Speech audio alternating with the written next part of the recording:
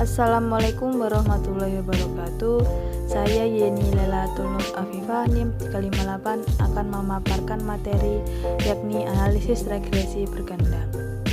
Analisis regresi merupakan suatu metode atau teknik analisis hipotesis penelitian untuk menguji ada atau tidaknya pengaruh antara variabel satu dengan variabel lain yang dinyatakan dalam bentuk persamaan matematik atau regresi. Analisis regresi linear berganda berfungsi untuk mencari pengaruh dari dua atau lebih variabel independen atau variabel bebas atau X terhadap variabel dependen atau variabel terikat atau Y. Persyaratan untuk asumsi ini harus dibuktikan melalui serangkaian uji asumsi klasik yang mencakup yang pertama uji normalitas, yang kedua uji linearitas, yang ketiga uji multikolinearitas, yang keempat uji heterokedastisitas, yang kelima uji autokolerasi. Dasar pengambilan keputusan untuk uji T, yang pertama jika nilai signifikan kurang dari 0,5 atau T hitung lebih dari T tabel, maka terdapat pengaruh antara variabel X terhadap variabel Y. Yang kedua, jika nilai signifikan lebih dari 0,5 atau T hitung lebih dari T tabel, maka tidak terdapat pengaruh variabel X terhadap variabel Y. Untuk uji F, yang pertama, jika nilai signifikan kurang dari 0,5 atau F hitung lebih dari F tabel, maka terdapat pengaruh variabel X secara simultan terhadap variabel Y. Yang kedua, jika nilai signifikan lebih dari 0,5 atau F hitung kurang dari F tabel, maka tidak terdapat pengaruh variabel X secara simultan terhadap variabel Y. Kemudian untuk contoh soal, yakni sebagai data penelitian dengan judul pengaruh motivasi dan minat terhadap prestasi siswa. Dari judul di atas, maka hipotesis atau kesimpulan sementara yang akan diajukan dan yang akan diuji dengan analisis regresi linear berganda adalah ada pengaruh motivasi dan minat terhadap prestasi siswa. Ujilah apakah ada kolerasi antara motivasi dan minat dengan prestasi siswa. Rumusan hipotesis H1 terdapat pengaruh motivasi atau X1 terhadap prestasi atau Y. H2 terdapat pengaruh minat atau X2 terhadap prestasi atau Y. H3 terdapat pengaruh motivasi atau X1 dan minat atau X2 secara simultan terhadap prestasi atau Y.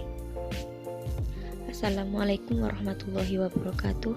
Perkenalkan, nama saya Novia Novarika NIM 344 selaku pemateri 2. Di sini saya akan menjelaskan mengenai praktik SPSS. Di sini kami sudah mempunyai data yang sudah kami ketik di Excel. Kemudian kita buka SPSS. Dalam variabel view untuk name, pertama kita tulis X1, kedua kita tulis X2, dan ketiga kita tulis Y. Untuk label kita tulis sama dengan di data Excel. Yang pertama kita ketik motivasi atau X1, kedua minat atau X2, dan yang ketiga prestasi atau Y. Setelah itu kita buka kembali data Excel, lalu copy data dan masukkan dalam SPSS di bagian data view. Jika sudah, klik bagian analyze, kemudian pilih regression, kemudian linear. Maka akan muncul data seperti ini. Kemudian untuk prestasi kita pindah ke dependent, motivasi dan minat kita pindah ke independent. Jika sudah, klik OK. Maka akan muncul hasil output seperti ini. Sekian penjelasan dari saya. Untuk penjelasan berikutnya akan dijelaskan oleh pemateri selanjutnya. Pengujian hipotetis H1 dan H2 dengan uji T. Pengujian hipotetis pertama H1. Diketahui nilai signifikasi untuk mempengaruhi X1 terhadap Y adalah sebesar 0,347, lebih besar dari 0,05, dan nilai T hitung 0,992, lebih kecil T tabel 2,262, sehingga dapat disimpulkan bahwa H1 ditolak, yang berarti tidak terdapat pengaruh X1 terhadap Y.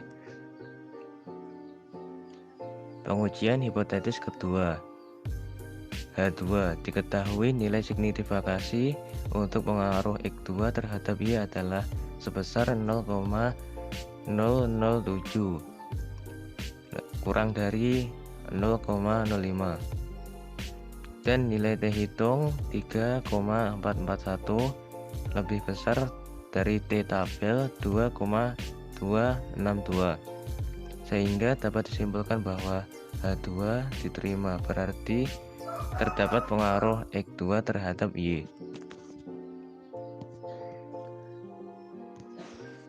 Kurva uji T.